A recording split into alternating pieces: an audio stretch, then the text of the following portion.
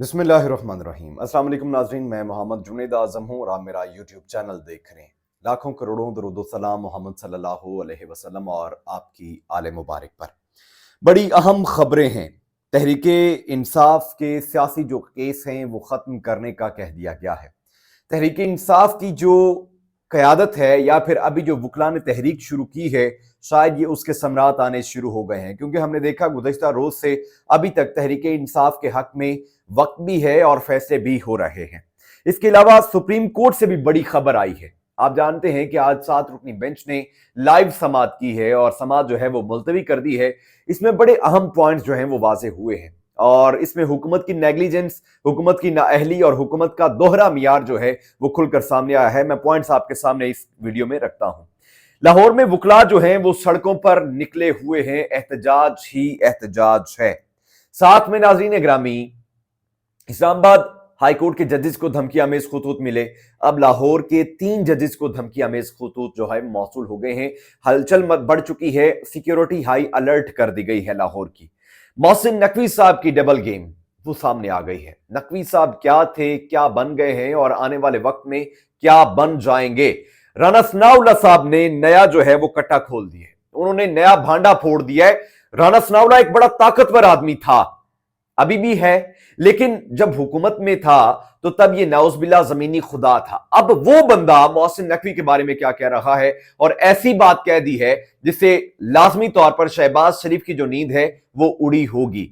क्या नवाज शरीफ के कहने पर यह बात हुई है या फिर वाकई ग्राउंड रियलिटीज ये हैं, ये भी बात कर लेते हैं। वीडियो की तफसील में जाने से पहले जिन दोस्तों ने मेरे चैनल को सब्सक्राइब नहीं किया, आपसे गुजारिश है कि आप मेरे चैनल को सब्सक्राइब करें, बेल आइकन को दबाएं ताकि मेरी हर आने वाली वीडियो का नोटिफिकेशन आपको बर वक्त मिलता रहे।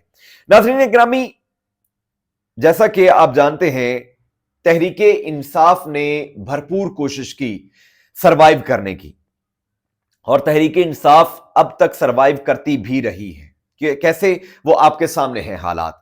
लेकिन तहरीके इंसाफ ने कानून और आइन का पल्ला नहीं छोड़ा।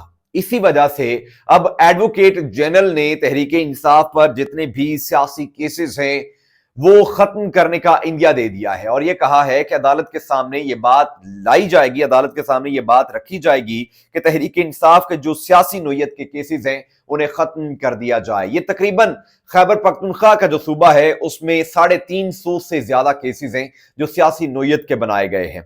इससे पहले आपको याद होगा अली अमीन गंडापुर ने कहा था कि हम एक कमेटी तश्कील देंगे, कानूनी और आईनी कमेटी, जो सियासी नोयत के जो केसेस बनाए गए हैं, जिस पर इल्जामात लगाए गए हैं, उन्हें खत्म करने के बारे में जो है वो पेशरफ्त करेगी। तो अब एडवोकेट जनरल ने यह बात जो है वो वाज़ेह कर दी है और उन्होंने ये बयान दिया है कि अब तहरीक इंसाफ के सियासी नोयत के केसेस जो है वो खत्म कर देंगे। दूसरी जानिब पीटीआई ने चीफ जस्टिस काजी फाइज ईसा और जस्टिस मंसूर अली शाह साहब, ये दोनों 7 रुकनी बेंच का हिस्सा है, इन दोनों का बेंच से अलहदगी का मुतालबा किया था कि ये दोनों लोग जो हैं वो बेंच से अलहदा हों और साथ में इमरान खान ने मुतालबा किया था कि फुल कोर्ट जो है वो तश्कील दिया जाए और जजेस ने जो खत लिखा है उस मामले की पूरी जो है वो जांच पड़ताल की जाए।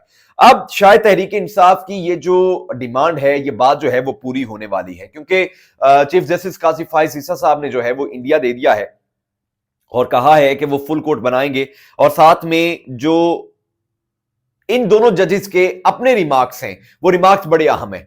चीफ जस्टिस काजी फाइज ईसा साहब जो हैं वो तकरीबन 1.5 घंटा बोलते रहे हैं। उसके बाद अतर मीनुल्लाह साहब ने अपनी जो है वो अपने रिमार्क्स शुरू किए। ये बड़ा अहम और दिलचस्प मुकालमा है। ये मैं आपके सामने हूबहू रखता हूं कि मामला आज की समाअत में हुआ क्या है। 1.5 घंटे बाद चीफ जस्टिस काजी फाइज ईसा और अटॉर्नी जनरल की तकरीर के बाद जस्टिस अतर मीनुल्लाह बिल आखिर बोल पड़े। सबको पता है क्या हुआ, लेकिन सब ऐसा जाहिर कर रहे हैं जैसे कुछ हुआ नहीं। जस्टिस अतर मीनुल्लाह के रिमार्क्स पर चीफ जस्टिस काजी फाइज ईसा ने बात करना चाहिए, लेकिन जस्टिस अतर मीनुल्लाह ने उन्हें टोक कर अपनी बात जारी रखी। जस्टिस अतर मीनुल्लाह और जस्टिस जमाल मंदोखेल ने अटॉर्नी जनरल से सवालात किए तो चीफ जस्टिस अटॉर्नी जनरल को रेस्क्यू करने, प्रोटेक्ट करने आ गए।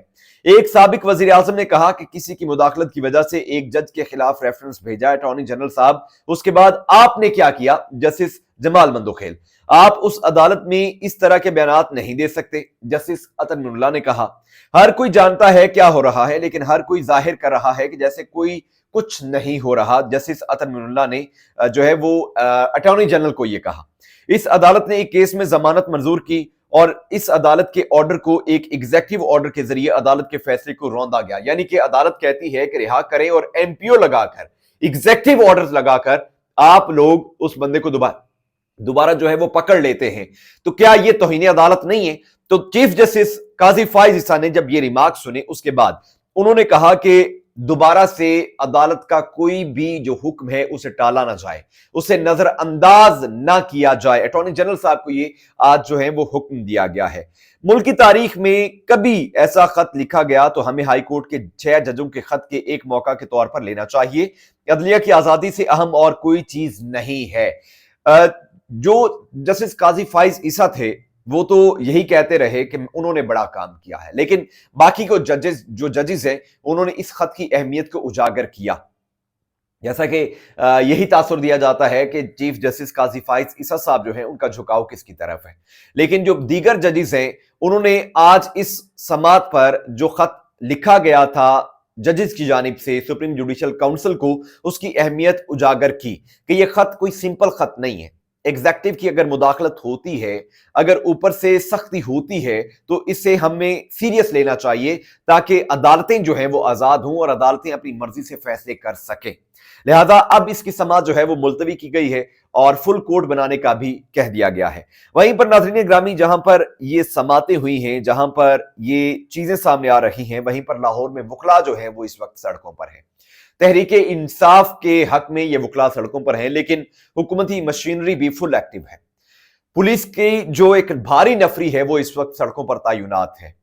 خدا نخواستہ جنگ جو خانہ جنگی ہے، ماحول ایسا لگ رہا ہے کہ اس طرف جا رہا ہے۔